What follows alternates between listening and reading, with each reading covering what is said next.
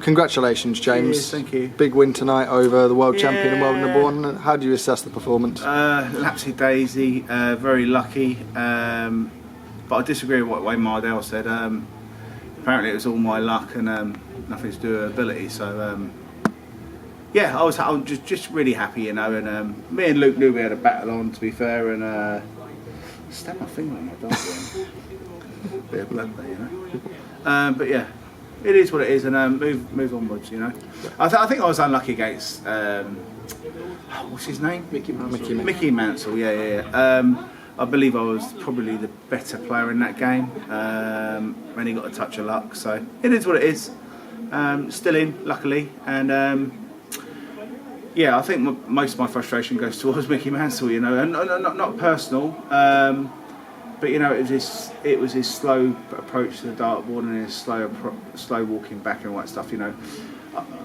I felt we'd dealt with that in the late 90s and the early 2000s, but you know, they're still about, and not many of them left, though, thank God. I know we spoke to you a little bit about this before. You're obviously close with Luke. Is it difficult playing someone you're so close with, especially as now he's obviously out of the tournament? Not out of the tournament yet, I don't think. Yeah, Luke is. Oh, is he? Eliminated.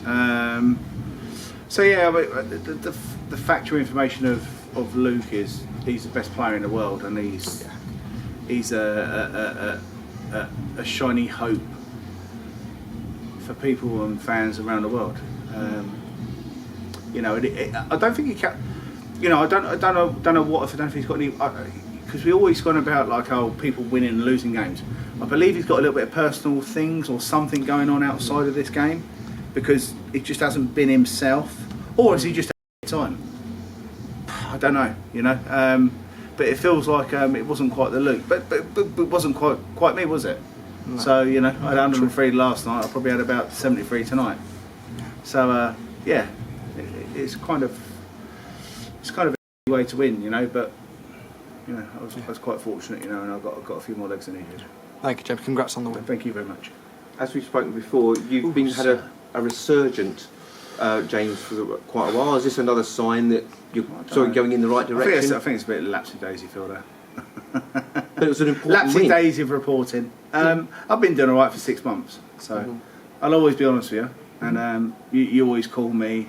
Well, when anything important happens, to be fair, you're the one man that calls me and like reports to me and says like, what's this about? What's that about? So yeah, I think it's a little bit more than a resurgence. I think it's I'm not going to say resurrection, but yeah, I think I'm doing very well at the moment. Tonight, no, and last night, Mickey Mansell. You know, I didn't do enough, but you know, I haven't been to as many quarterfinals since 2012, so I think I'm doing all right. Right? What do you reckon? Absolutely. Yes. No? Yes? No? No? Yes? No? Yeah. Right. Let's get that in writing. But you must be happy with that you're, you know, grinding out performances that maybe a year ago you might not have been able to. I'm grinding the performances out, you know, but I mean tonight was proper poor, and last night, although I averaged 103, 104, I should have beat him. You know, I shouldn't be down to my last game to see what's going to happen or decide what's going to happen. So a little bit disappointed, but I'm like really happy with tonight because Luke played really poor. So you know, not happy. I got out the right side of the bed this morning, you know, and he didn't, and that's all it is, you know. I'm still like sceptical if Luke's got some things that are going on at home, and I'm not even just saying that to like get clickbait or anything. I don't know. I think something's not quite right with him for him to perform like he did against me there. But then again, if I'd have performed like I did last night, tonight, then that would have been a question, would it? Thank you. James, you talk about Luke there. I mean, he's had so much success, and we know that can be draining. You've had so much success over such a long period of time. Could you give any advice to Luke on if he is struggling to sort of manage the schedule or the pressure, and how to cope with that? He doesn't need that. You know, his management learnt from me, I think.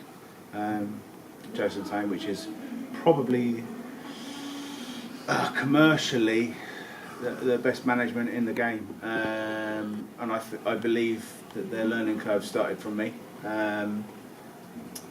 But no, he doesn't need any of those lessons. You know, he's world champion. You know, he's won more titles. He's been the best world champion we've had for as I said before, Phil Taylor, Michael Van Gogh. So you know, it's a silly conversation to have.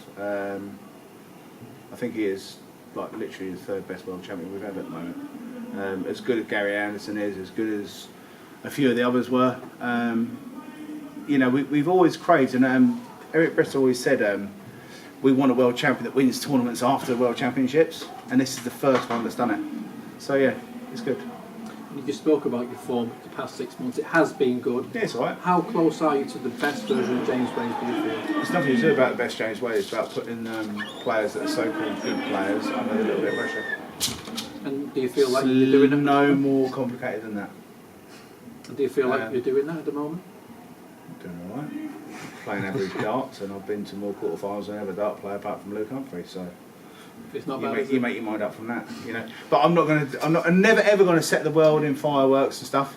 But I mean, I would just wish some of you would just like stand back and go, do you know what? He's got to more quarterfinals than anyone else other than Luke Humphries. I think a lot of us do rate you quite highly in the sport. Well, you do or you don't. That's my answer, and I appreciate your time and your coverage. And yeah, I can do all this with playing quite average, so I bet you'll get behind me and I might play a little bit better. James, thank you. Appreciate your time. Don't as well. giggle. Get behind me.